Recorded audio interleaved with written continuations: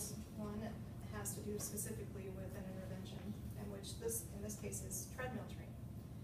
And it was kind of interesting because there were two studies done, and both were done by the same group of people. So they were just really wanting to address the fact that, especially with Down syndrome, one of the biggest delays is walking.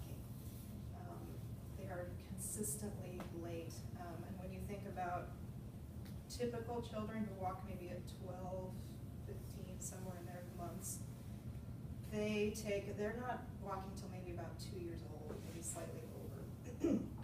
And it's important so they can learn how to explore their environment, they're getting perceptual development, and they're working on their social skills and continuing with their motor skills. So,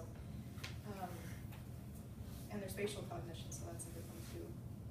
So the authors had, before they did this study, discovered that by about close to a year old, the infants with Down syndrome could actually put together some coordinated alternating step patterns when they were placed on a tiny little motorized treadmill. And I didn't have time to put a picture in, but it's only about this long, maybe about this high, and their mothers would just sit there and hold them under their arms, and they would actually do some kind of awkward stepping, but they were still walking. So they thought, well, let's use this as an early intervention tool. So they performed a 4-year study that did basically structured treadmill training of low intensity intervention. So, and they were able to pretty much get some statistically significant results that they could walk earlier than they normally would. So to give you an example, the low intensity treadmill, the group that received the structured training for, I think it was a few months, they averaged walking at about 20 months, whereas the control group was 24.3 months.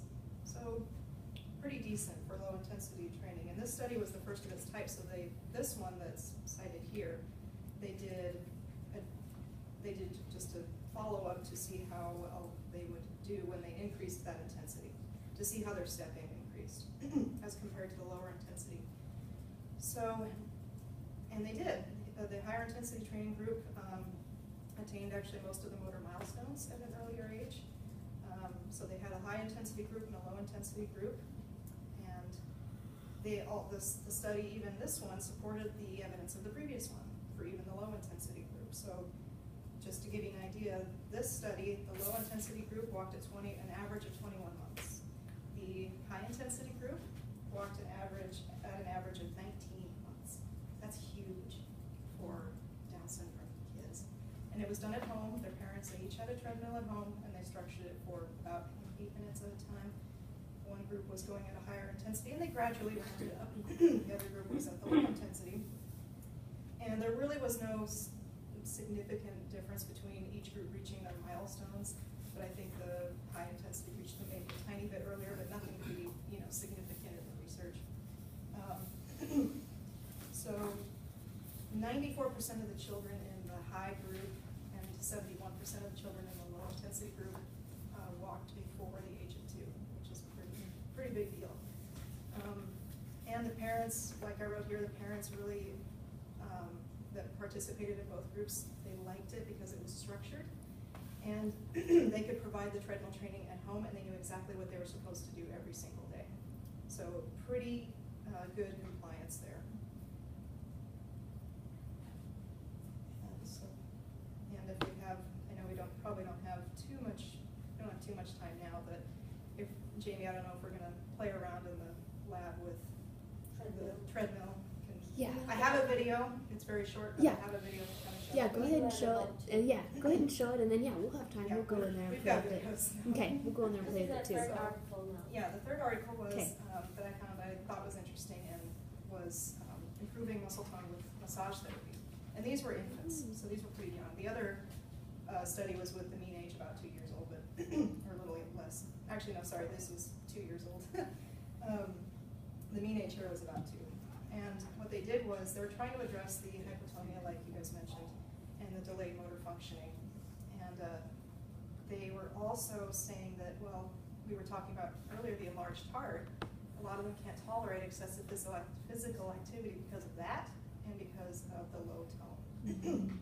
So they thought, well, let's try this pilot study on massage, and just to see if they can help reach those milestones a little bit sooner. And it's not often prescribed for motor problems, for children with motor problems. And the article cited a study that they used it with children, I think, with cerebral palsy, maybe a couple other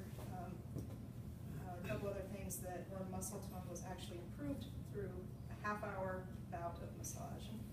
So in addition, these children were already receiving early intervention therapy, which means PT, that means OT, and that means speech, some other attentional sessions.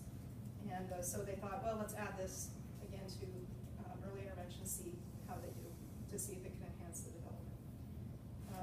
And like I already stated, the massage therapy is a passive treatment, so all that kids have to do is lay there, basically. And so if they can increase the muscle tone, they can increase motor functioning, hopefully be able to tolerate that physical activity a little bit more, because obviously not all the kids will have heart issues, some more than others. So they should be expected to show improved functioning. So this was interesting because they couldn't really have a true control group. They didn't see it as ethical to take a group of kids and completely take away all their training, all their interventions. They did not see that as ethical, and I happen to agree. So the massage group, the kids were doing their early intervention training in addition to a half-hour of massage twice a week for 2 months. The control group still had the early intervention stuff, PT, OT, speech, and they had a half-hour of reading time, basically for attentional deficits, and just to see how they compared. So 2-month period, let's see, the massage group showed, according to the study, and I think they assessed this based on, they had a lot of assessments in this study. It was really long, and it was alphabet soup of all of the assessments that they did and all the testing that they did, and I couldn't begin to understand most of it. So based on those assessments, they found that the massage group could actually, they gained some better muscle tone, and they were just happier kids because they just got to lay there, they got to be massaged. Who doesn't love to be massaged? So, and Anya brought, to demonstrate for other stuff, we brought a little doll. So, and this was a pilot study, so those results are encouraging to add maybe some massage to an early intervention program, because you see a lot of brand new infants needing massage, and you've seen it before, and you know, especially for colicky babies, things like that. So why not for children with motor problems? And then just increasing self-esteem. If they can move around better with the other kids, they'll feel better about themselves. And those were our articles.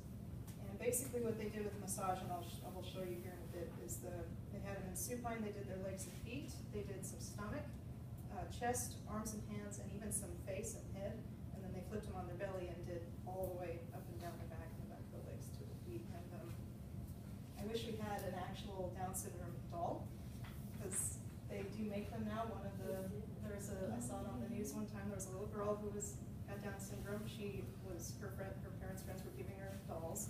She said, "I don't look like any of these dolls, Mom." And she said, "None of these dolls look like me." And she's like, "Well, I must not be very pretty." And so all of these dolls are beautiful, I'm not beautiful. So her mom somehow got the ball rolling in terms of she got a Down syndrome doll made that looks just like her, and just to show that her daughter, yes, you are pretty. You know, yes, there are other kids that look like you. So I wish I had one of those. Is it an American Girl? I think it might have been American Girl. I think those were the dolls she had, and she said, "I don't look like any of these, dolls." Yeah, and I don't know if it was American Girl, but it might have been. But somehow the mom got it going, so they actually made Down syndrome